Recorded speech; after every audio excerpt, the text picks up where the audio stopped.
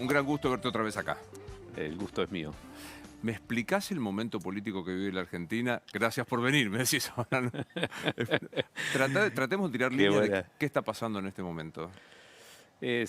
Por ahí es un poco más largo de explicar, pero voy a tratar de ser sintético, porque hubo un resultado electoral eh, fuera del sistema, disruptivo, como fue el triunfo de Milei, donde en algún momento él fue, o siempre fue un medio para destruir al rival, un medio primero de Sergio Massa, de Juntos para la Victoria, para dañar a Juntos por el Cambio, y luego, como entra él a la segunda vuelta con Sergio, se convierte él en un medio de Juntos por el Cambio, de Patricia Bullrich, de Mauricio Macri, para ganarle a Sergio Massa.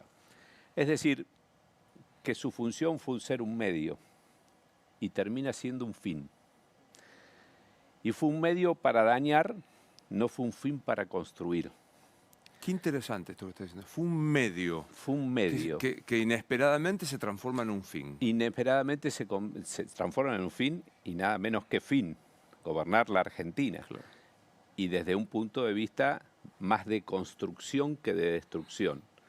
Entonces, esa estructura y esa personalidad debe tener una transformación, tiene que ser magnánimo frente a lo que le ha ocurrido electoralmente.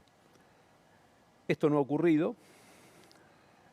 Quiero poner la licencia de lo imprevisto, de lo nuevo para los primeros días, en donde hubo una sobredosis de errores, aún los sigue habiendo, una sobredosis de errores que en nuestro caso, o con esta estructura, la primera realidad o la primera estructura de realidad que se encuentra es el Congreso de la Nación, al cual él, en su ideología libertaria, en donde tiende a desaparecer todo tipo de intermediación, en su primera aparición le da la espalda a ese cuerpo, que es parte sustancial del sistema político de la República.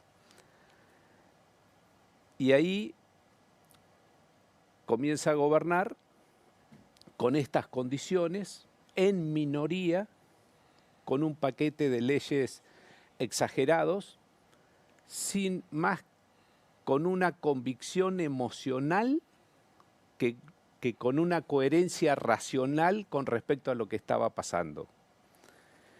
Y por supuesto, tuvimos 2 meses que era imposible lo que había mandado el Congreso, La primer ley base. La primer ley base, imposible de aprobar.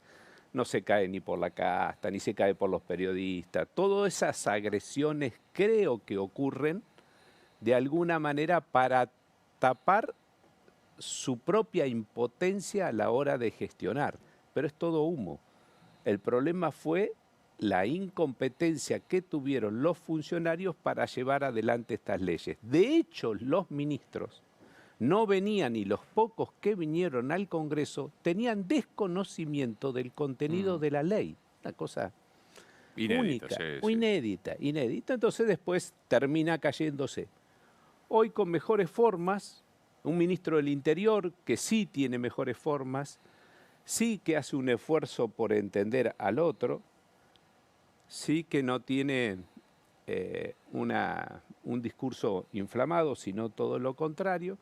Con ese mejor diálogo, tengo que destacar hoy un funcionario, Rolandi, que también trabaja mucho para que se puedan conseguir estas leyes. Terminamos aprobando, gracias a Dios, la semana pasada media sanción de este proyecto, que es sigue siendo un megaproyecto que espero que el gobierno haya tomado como experiencia, que esto nunca más puede volver a ocurrir ni con el Congreso ni con nada.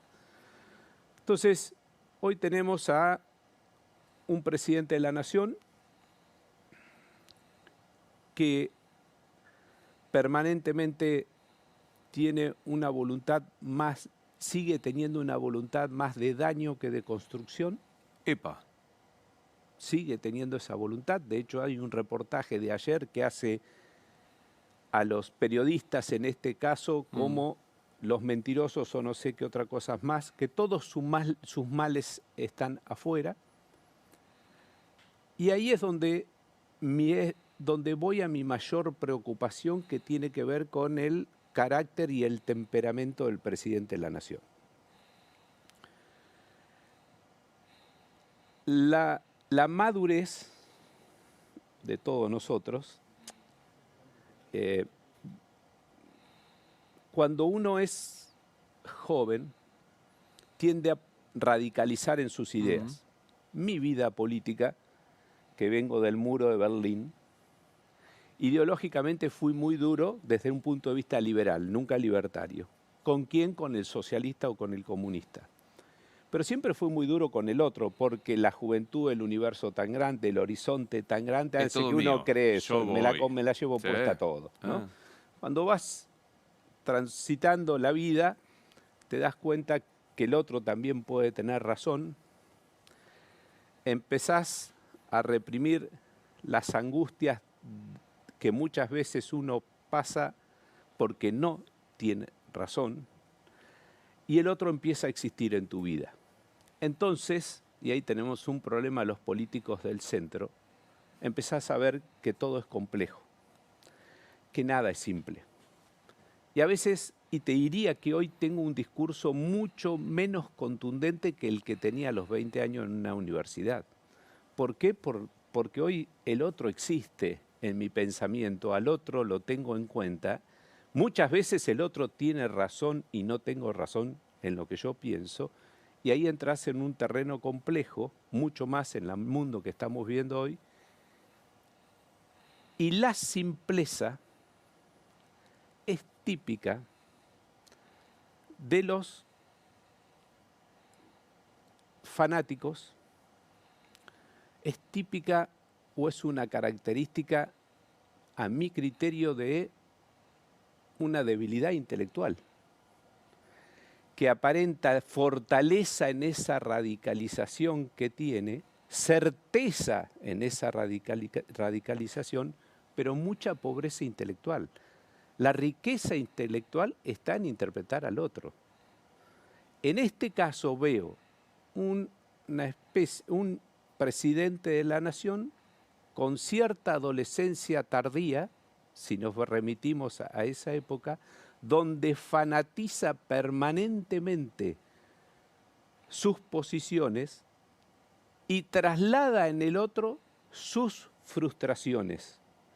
Al trasladar en el otro sus frustraciones, y con una comunicación en las redes muy fuerte, lo que hace en la agresión es cohesionar su propio electorado de manera emocional. Pero la realidad es otra. La realidad es muy compleja. Acabas de decir algo que a mí me parece central. Cuanto vos más sabés, más riqueza intelectual tenés, más dudas ponés primero sobre vos mismo. O sea, más dudas sobre vos, sí, esencialmente. Sí. Sí, no, che, pará. Porque más sabés, te das cuenta de todo lo que te falta por saber y la diversidad de todo el pensamiento. En cambio, decís, aquel que conoce poco, se cierra en ese poco, desprecia al resto como su enemigo y lo transforma en eso, en un anatema, como en un tipo al que no se puede confiar. Vos dijiste, y me sorprendió, el presidente está más para la destrucción que para la construcción. Sí, eso se nota claramente. Es que en las palabras, la calidad de la palabra en la relación humana es muy importante. Él se dirige al resto últimamente con demasiadas malas palabras, para decirlo de alguna manera, que es típico de un adolescente. Yo las veo a mis hijas que permanentemente está la mala palabra en la conversación familiar y mi mujer diciéndole, cuidado, no, claro. Pero es el vocabulario que emplea ese adolescente para transgredir también socialmente, por supuesto, dentro de mi casa. Él está utilizando cada vez tiene menos calidad en la forma de expresarse. Y lo que logra con esto es alejar al otro. Es decir, las negociaciones, que es lo que necesita ahora, los acuerdos, para ellos los acuerdos es una claudicación. Y un acuerdo es ir a buscar una transformación. me da la sensación que administran mejor la impotencia que el poder. Es genial. Lo vi. Más se frustra. Y ahí está, y ahí aparecen, por supuesto que la administración de la impotencia mucho tiene que ver con la agresión. Y no agreden opiniones, no contestan opiniones, agreden al emisor, que es distinto. No los veo contestar las opiniones distintas. Y como dice Javier Gomá, el filósofo español, ellos observan no tu opinión, sino tu posición. O estás con ellos o no estás. Tu opinión es relativa. A tu opinión no le contestan. Le contestan desde una tribuna con una cantidad de sicarios digitales para desarmarte como emisor. Claro. No, Pero no te contestan tu opinión. ahora, entonces vos dirías, Milei es un presidente más para la destrucción que para la construcción, fanatizado. Sí, claro, fanatizado, pero la destrucción y el fanatismo van, Sí, de la mano. van de la No hay mano. otro modo. Entonces, ¿qué es lo que me gustaría transmitirle? Señor presidente, lo vio el otro día en el Congreso de la Nación, no tiene enemigos, tiene adversarios políticos, con opiniones distintas, pero con mucho espíritu de colaborar para la Argentina. Nosotros también nos damos cuenta de la digestión pesada que usted recibe. Ninguno somos ajenos a esa realidad. Así que lo que pediría es mayor prudencia, calma, observar más a su propio ministro del Interior, que tiene estos tratos, que escucha y que se puede llegar a aprobar una media sanción como lo hicimos la semana pasada. Lo que pasa es que te van a tomar la parte por el todo y te van a decir, hay dentro del Congreso tipos que soñarían con que se fuera antes. Milei, que creo que los hay, pero que es la parte, no es el todo. Es la parte, es el Congreso de la Nación, refleja todas las partes de nuestro país y es así, es un órgano representativo, plural, hay gente que extrema posiciones, hay gente intermedia, pero por suerte él hoy tiene un número, hoy puede cuantificar un número que racionalmente le puede dar las herramientas que él necesita para gobernar. Pero ahí voy al otro punto con esta personalidad. A mi criterio, las ideologías hoy, ese mapa cognitivo lo respeto, pero no es el problema. Y creo que hay mucho humo ideológico. Para mí, Milei, el otro día hablando en la Fundación Libertad, yo creo que como presidente está bien. Ideológicamente hasta el contraste lo tuvo con el presidente de Uruguay, es decir, no es liberal. La calle Pou. Ahí hay una confusión en los liberales que van a aplaudir un discurso libertario. Yo aplaudo el de la calle Pou. Vargas Llosa, que fue un invitado permanente a la Fundación Capital Liberal, Libertad, se debe estar agarrando la cabeza porque opina exactamente lo contrario de lo que opina Milei. Pero dejemos lo ideológico. La Argentina, los dos puntos que hay que discutir, que son palabras feas electoralmente, es difícil de vender, seguramente yo como candidato voy a tener muy pocos votos con esto, pero es la eficacia y la eficiencia. Dejemos izquierda o derecha, eficacia y eficiencia. Es el Estado fuerte, es el Estado sólido, es no gastar más de lo que hay que gastar y ser eficaz con los más excluidos para que queden incluidos. Pero es la eficacia y es la eficiencia. Ahora, para la eficacia y la eficiencia, tenés que tener personas en una administración que tengan capacidad de gestión. Para tener personas que tengan capacidad de gestión, tenés que tener gente que tenga un activo propio, que traiga de su carrera desde la sociedad y lo aporte al gobierno. Ahora, conducir ese tipo de dirigente con prestigio es muy difícil con la personalidad de Milei, porque para eso vos tenés que ser seguro de vos mismo y traer a los mejores. Dije hace poco que a mí me gustaría que Macri que está cerca, intervenga en el diseño que hizo, eso sí lo hace muy bien, del propio gabinete de Milei. Y estamos viendo todo lo contrario.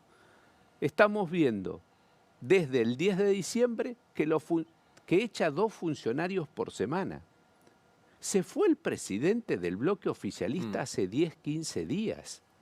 Se fue Giordano del ANSES, que era el mejor funcionario que tenía el gobierno potencialmente, ¿no? Uno decía, Giordano, si había alguien que a mí me gustaría tener en este gobierno, era Giordano. Y por el voto de la mujer, de un solo inciso, de un artículo, Giordano hoy no es más funcionario de este gobierno. Ahora, ¿qué sensación y percepción tiene el resto y los que están afuera que puede conformar este gobierno? Que en este gobierno no hay estabilidad ni seguridad internamente.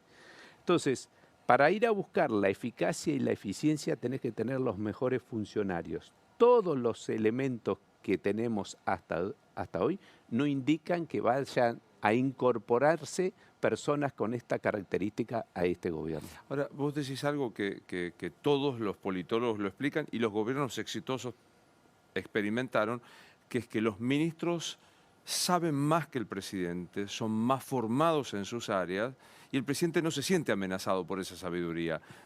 Sabe coordinar y delegar como corresponde. ¿Este gabinete es un gabinete a la altura de la necesidad de la Argentina? No. No. Todo lo contrario. Nosotros, yo lo vi por primera vez 2 veces al jefe de gabinete porque tuve la suerte de tener que conversar por este paquete de leyes. Ahora, el jefe de gabinete tendría que ser un docente más en la Argentina. Hoy lo tendríamos que ver en todos los medios de comunicación explicando qué es lo que está pasando en el país y hacia dónde va el país.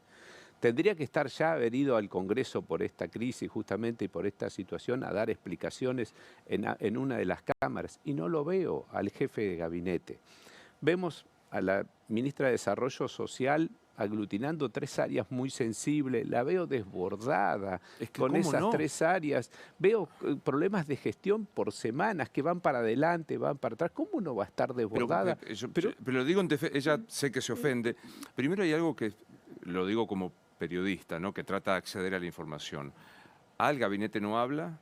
B, si habla tiene miedo, es siempre en off. No quiere. C, tienen pánico. O sea, hay como un miedo a ser eyectados de esta cuestión. Ahora lo digo en defensa de Petovelo. ¿Cómo hace para asumir trabajo, desarrollo social, cultura, educación, más las ramitas de cada... ¿Cómo hace? Es increíble, pero ¿cómo hace? A veces, por mucho de los motivos que tenemos todos de asumir estos cargos inconscientemente, tiene que ver con la vanidad.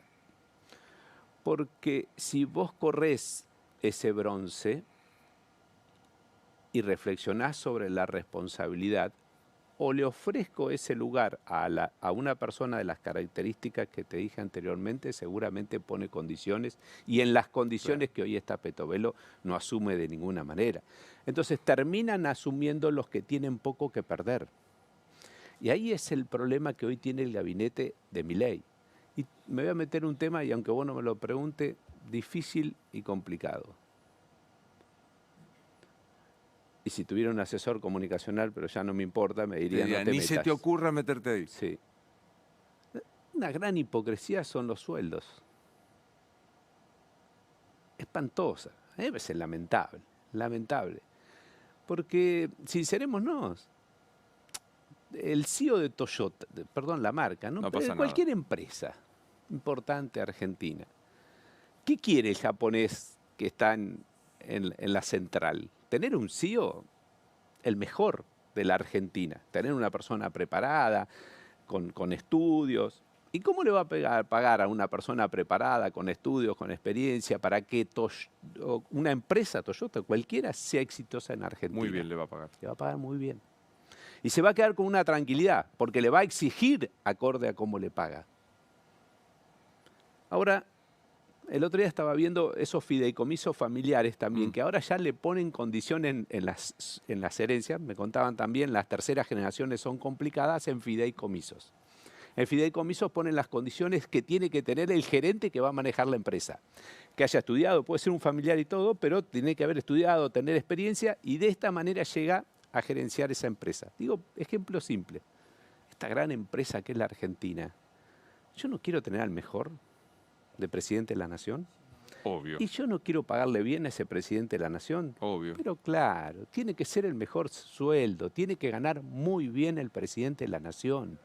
Y puede ser que la gente esté ganando mal, sí, pero yo le quiero pagar bien al mejor para que esa gente que no gana bien gane más. Pero, Si no, todo es mentira y todo hipocresía. pero yo te Yo no sigo, quiero más que me digan, gana un ministro 1 millón porque tiene que hacer patria, porque no te creo. Pero yo te Porque sigo, no te creo. te sigo en el argumento. Yo quiero que gane bien. Pero el bolonqui se arma con el Senado, con la elección del Sí. Senado. Un diputado más o menos, ¿cuánto gana aproximadamente? 1.200.000, creo, una cosa así, el de mes pasado. Bien.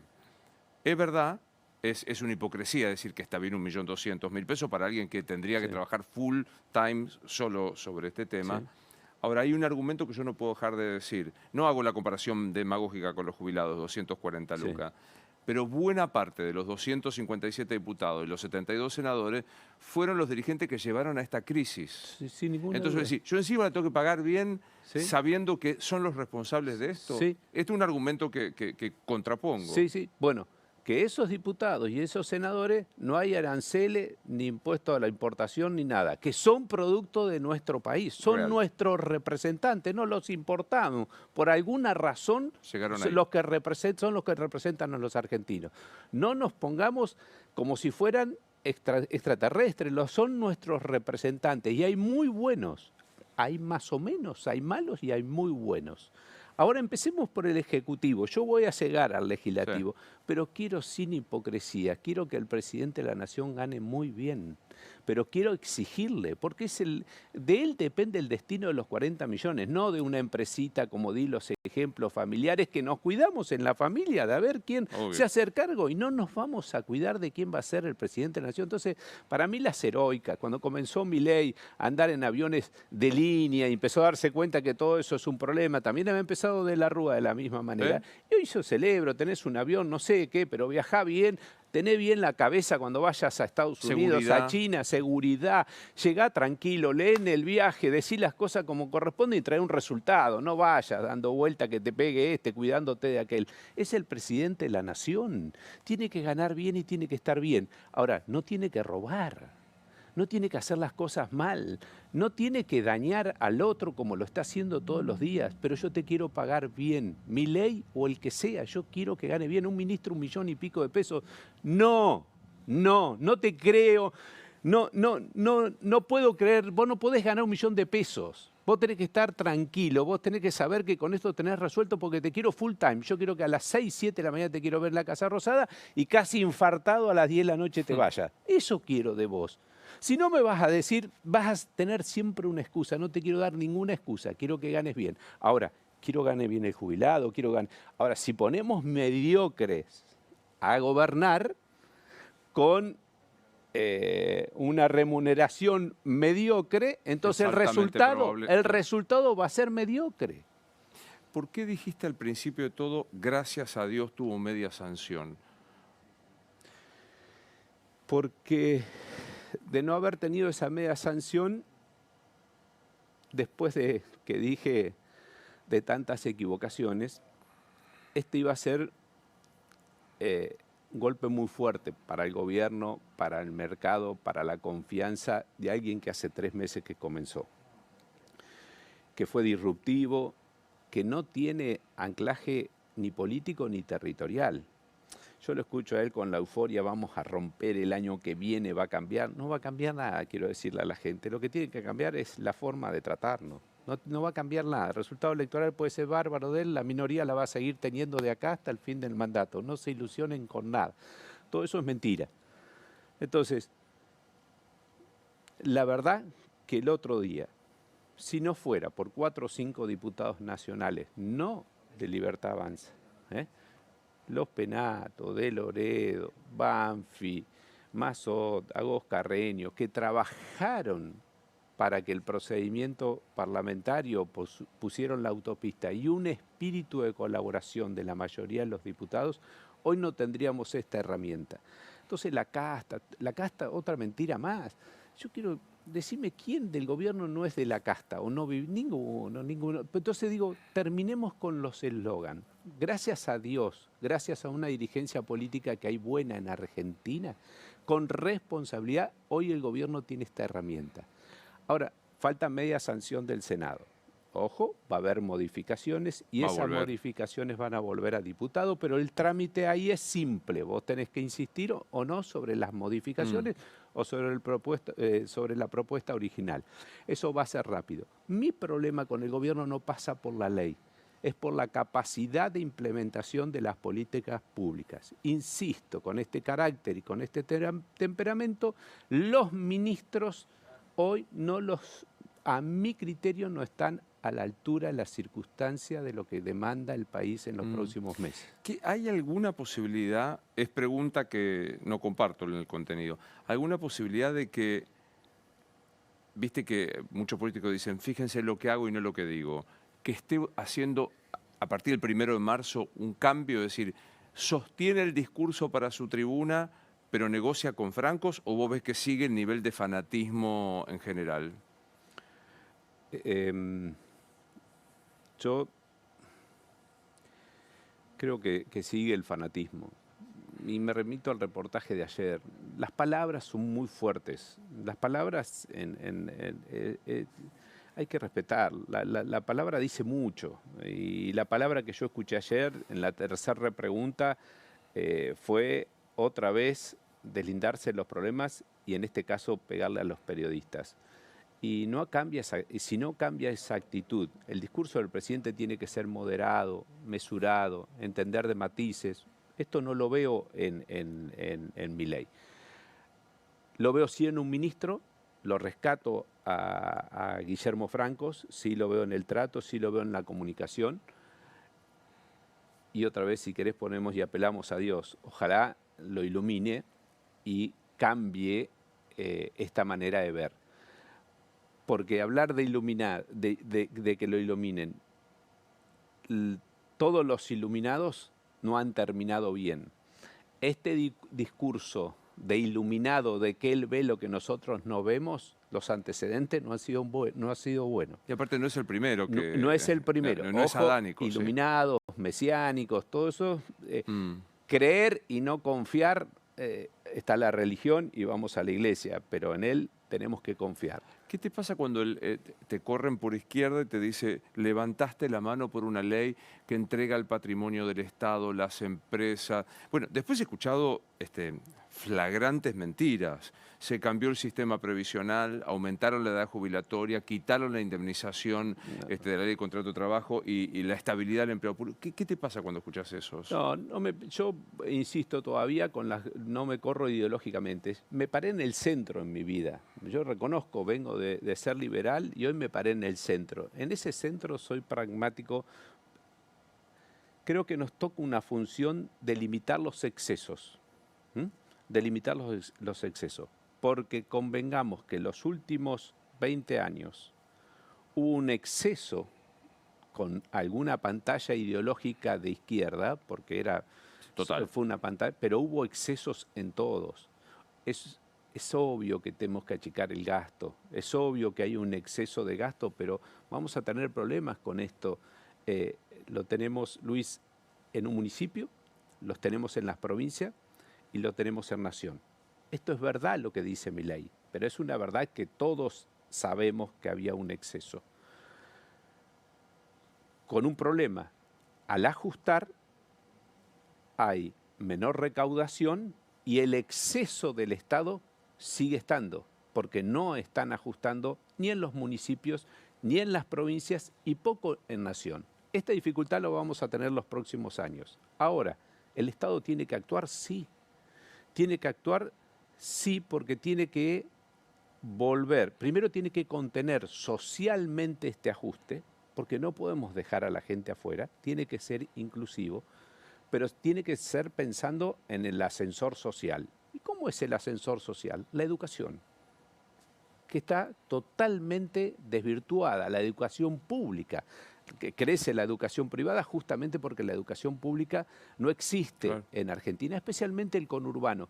Ojo, también hay que georreferenciar las crisis. Si vos vas al interior, hay todavía una contención. No te digo, si querés, una formación en cuanto a la educación distinta, tiene que haber mucho progreso, pero sí hay una contención social mucho más fuerte en los colegios públicos. Yo soy un recibido y hice mi carrera en un colegio primario, secundario, público y recibí una buena educación. Pero digo una buena educación más en la formación del ser humano. Ahora, me fui. No, estamos hablando de la contención y estabas en el centro. Sí, y uno en el centro lo que hace hoy como función es limitar los excesos. No quisiera que el péndulo venga del extremo de la izquierda o del exceso en el uso del Estado a un Estado que se olvida de la contención social. Es difícil Sí. pararse en ese lugar, pero me parece que es el lugar que nos corresponde. ¿Nunca te llamó Milei para hablar, para escucharte? Digo, un tipo de una experiencia como la No, tuya. no. ¿Nunca? No, nunca. No, yo no hablé nunca. Lo saludé un día en el Congreso, fui compañero en el Congreso 2 años. Pero no tuve la posibilidad de conversar. Sí con Guillermo Francos, que yo lo conocía de antes, tuve varias conversaciones, pero nunca con Milei. Lo conozco del Congreso cuando era diputado nacional, nada más. Yo sé que es difícil hablar de un colega y más que vos estuviste ahí, pero ¿qué ves de Martín Menem como presidente de la Cámara?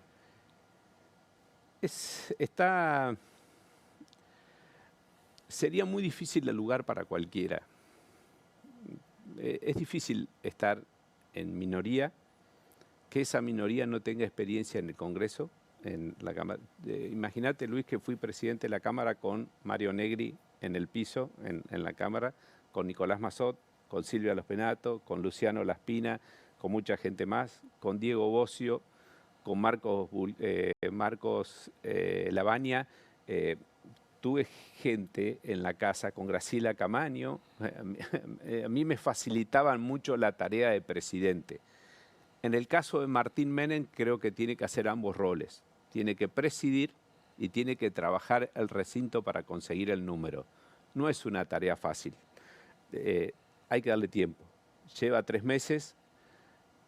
Me parece que no actuó bien los 2 primeros meses porque se puso la camiseta de su partido o de su gobierno por encima de sus pares.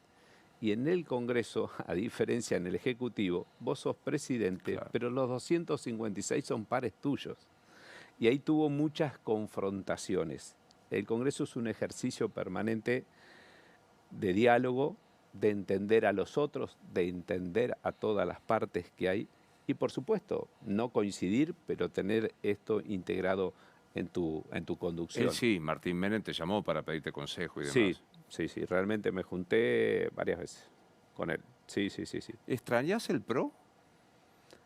No, nunca estuve en el PRO como partido. Sí extraño esa conformación heterogénea, mucho. Extraño la campaña 2011-2015.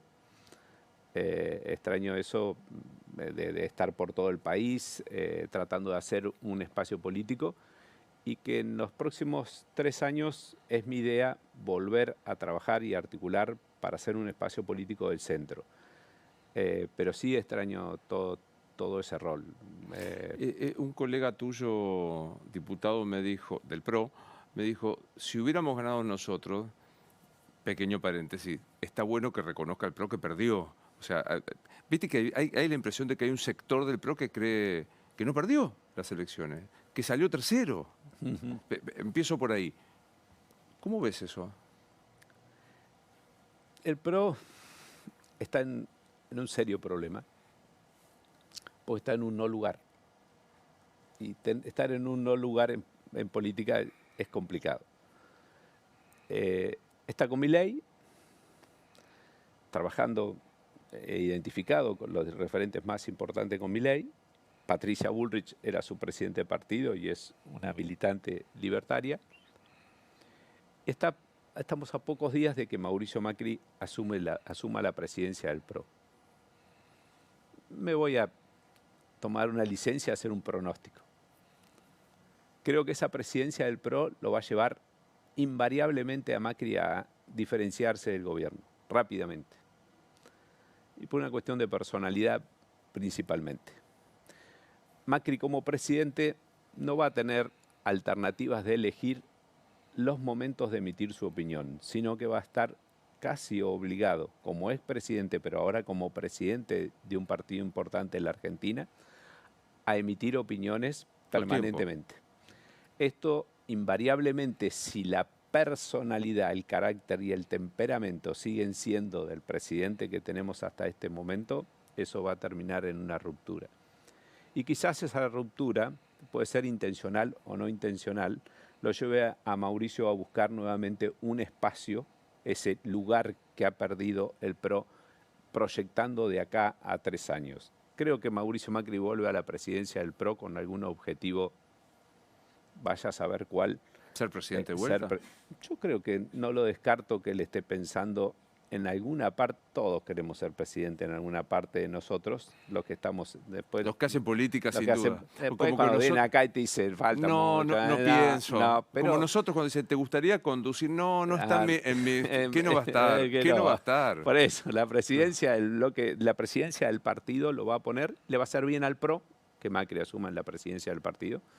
Le va a hacer bien al país porque va a tener un vocero más dentro de la racionalidad. Creo que Macri en eso yo lo involucro en este lugar.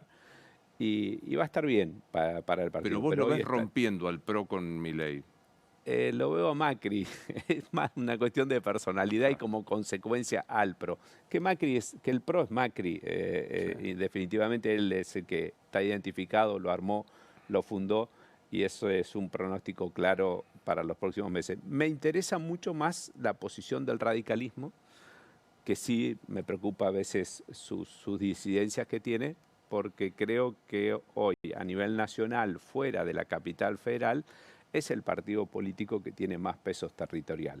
Si este partido político hoy se ordenara en su superestructura, es un partido político que puede ser o tiene posibilidades de ser un socio importante en el centro de la política argentina. Difícil, ¿no? Como se ven las cosas, hoy, ¿no? O sea, de vuelta ahora viene el Senado, vamos a ver qué pasa. Lustó el resto de los... increíble, pero es en la superestructura. En las estructuras provinciales tiene muy buenos gobernadores, muy buenos intendentes y tiene un problema de superestructura desde hace 20 años que no termina de resolverlo. ¿Cómo se conviven, hagamos, vos, Nico Mazzot, Pichetto, Margarita, hasta hace 5 minutos Lilita, los socialistas? Es mi sueño, la pequeña Moncloa, la mini Moncloa. ¿Es verdad? Es la mini Moncloa. Ese es mi sueño reflejado en un bloque y se convive porque, insisto, lo ideológico no tiene tanto peso cuando existe buena fe entre los actores. Se respetan las opiniones de todos nosotros, se respeta el voto en el recinto. Hacía tiempo, mucho tiempo, que no iba a una reunión política sin hipocresías. No sabés lo que son las reuniones de bloque. Nos matamos, pero intelectualmente vos tenés Margarita Stolbizer, Mónica Fein, Juan López, Maxi Ferraro, Pichetto, Mazzot, Randazzo. Las discusiones son de mucho peso, en serio, y no te querés ir de la reunión de bloque, porque te entretiene, te atrapa intelectualmente el diálogo, la conversación, los diferentes puntos de vista que había en esa reunión de bloque. Fantástico. Lamento mucho lo de Carrió, que en honor a la verdad, esto comenzó articulándose para la distribución de las comisiones, porque si no quedás afuera de la distribución en el Congreso. Y terminó siendo, comenzó a haber un afecto societatis en nosotros y un bloque muy compacto. A mí me hubiera gustado que la coalición cívica siga integrando nuestro bloque porque hay una relación fantástica con los actores de Lilita Carrió en la Cámara de Diputados. Pero bueno. ¿Cómo lees cuando se dice, Pichetto, ustedes son los embajadores de la CGT que podaron la reforma laboral y dejaron esos 2 o 3 Es articulitos. que no, 2 o 3 articulitos no, son los 3 artículos más importantes que pedían las pymes. Los otros son más conflictos del gobierno con la CGT.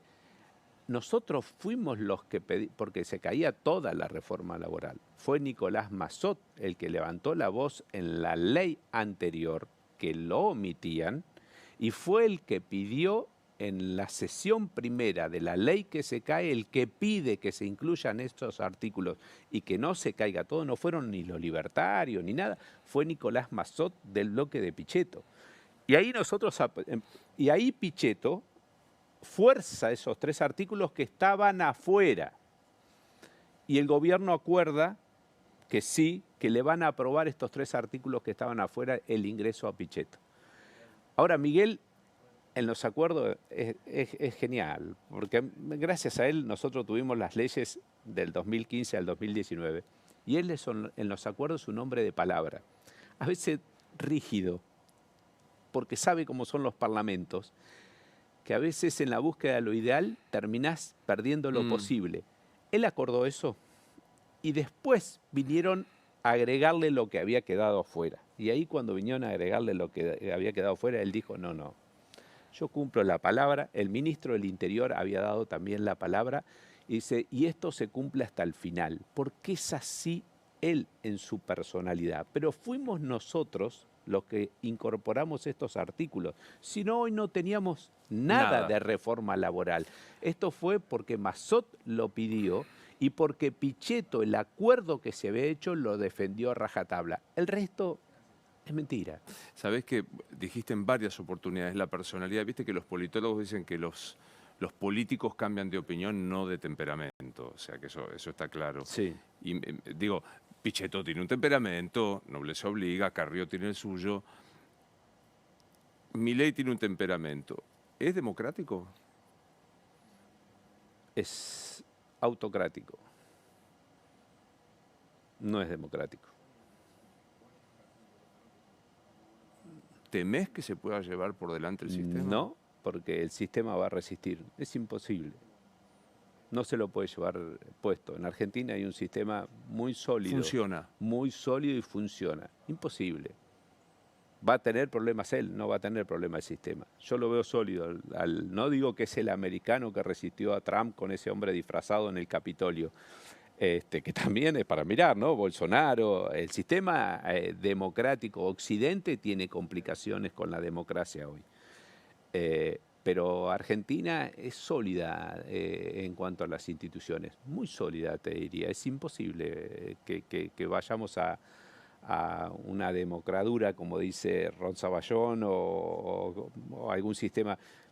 Sí tiende él por su personalidad. De hecho, cuando te da el discurso inaugural de espalda al Congreso, nos dice rata y todas las cosas que nos dice, es que es una persona que la intermediación, para Milei, la intermediación es una incomodidad de ustedes, los periodistas, claro. del Congreso, de la Nación, de la Corte Suprema. Es mano a mano. Es él y la gente. Y esto se hace, en su criterio, a través de las redes sociales. Es él y la gente a través de las redes sociales. Es una corriente mundial que existe hoy, pero es una corriente que los resultados no son buenos. Sí entiendo que desde la apelación emocional ellos logran una cohesión muy fuerte en su propio electorado y la indignación de la sociedad. Claro. La desafección ciudadana hoy frente a la política es muy alta. Entra por ahí, Milei, ¿qué le decís? Le pediría una pausa y una hora para poder conversar.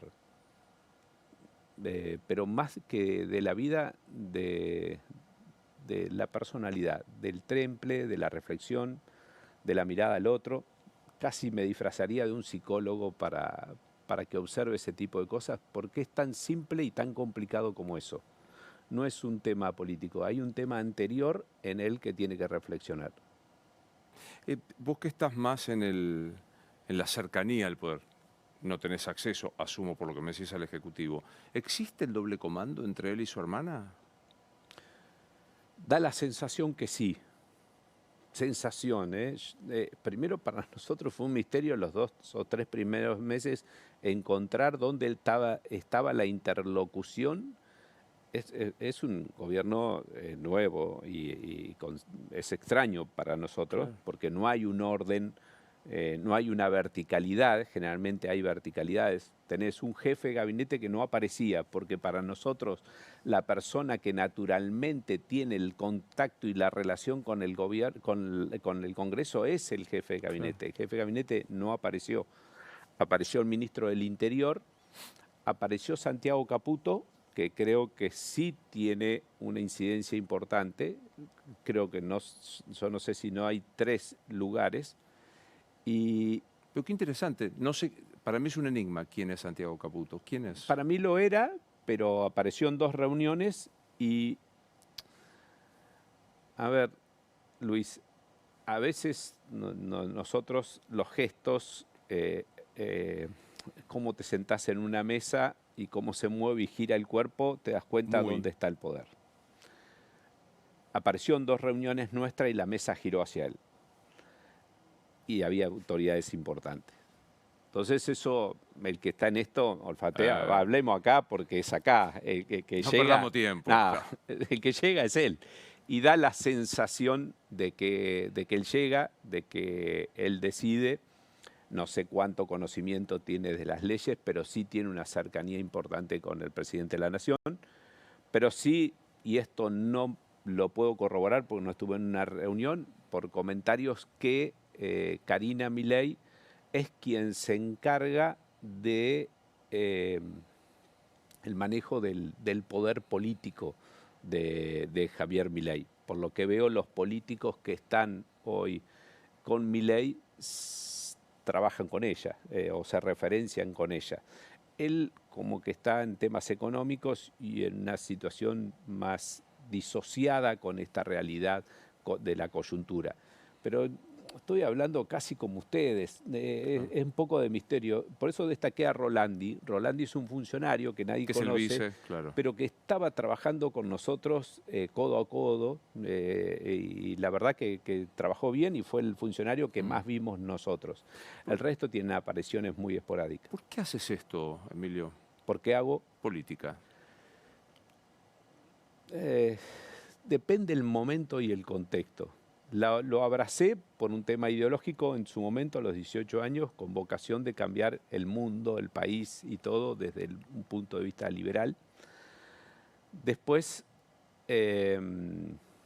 después me apasioné cuando fui intendente municipal con servir al prójimo y tener soluciones. Es muy tangible el lugar de intendente municipal y te sentís muy satisfecho de cambiar la realidad. Después vinieron los otros cargos que son mucho más abstractos, de más poder, pero de menos resultados palpables. Pero sí tengo una vocación hoy, a veces te rendís y a veces querés irte y me llega muchas veces.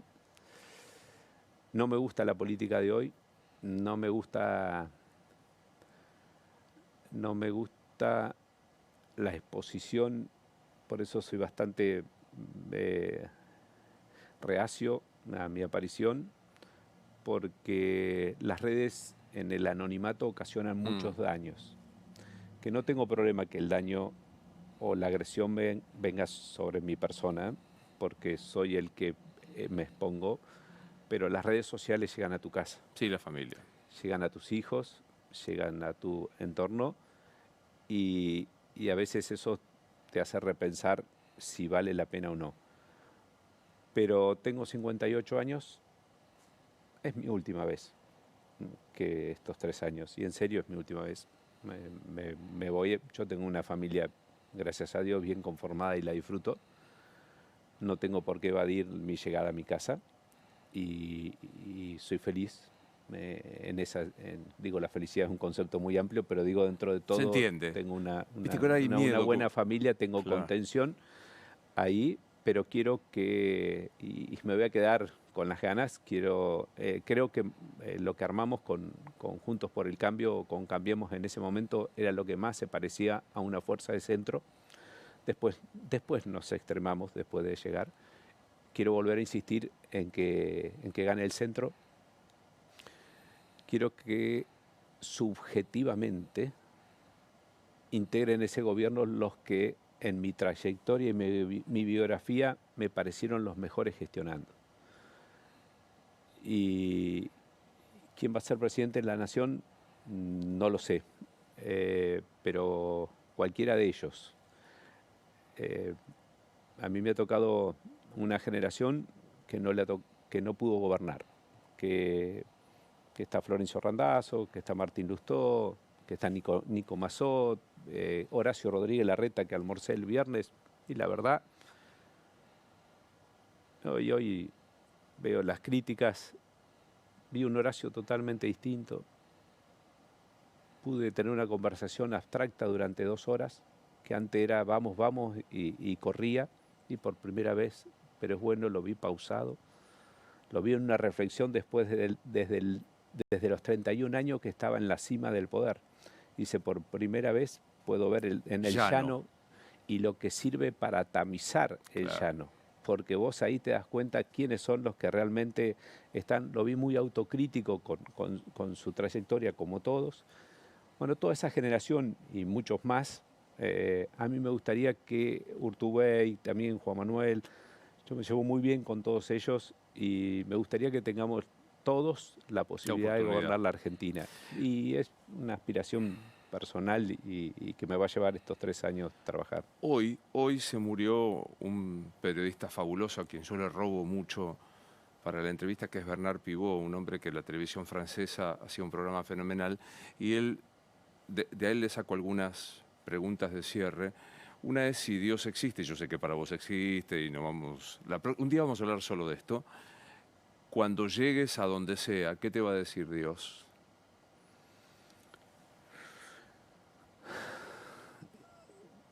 ¿Qué me va a decir Dios? Si hay purgatorio, me va a mandar un ratito al purgatorio. Pero creo que Dios va a estar orgulloso de cómo cuidé a mi familia, de los valores que inculqué en mis hijos y de que lo he hecho todo con vocación, con corazón y creyendo en Él. Así que creo que voy a tener una buena conversación con Él y creo que tengo cosas buenas que me lo va a saber apreciar, pero también que me voy a comer un poquito el purgatorio. ¿A qué se parece cuando un hijo te dice, papá, te amo?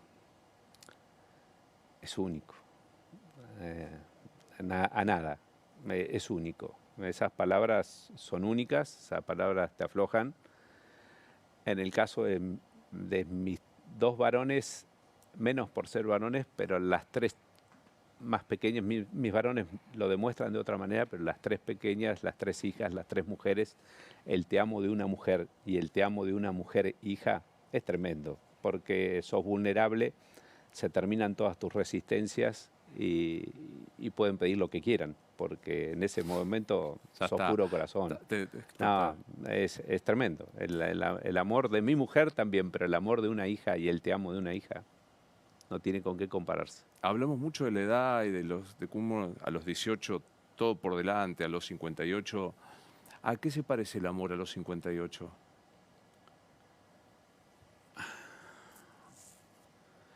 El amor a los 58 me cuesta los parecidos. Pero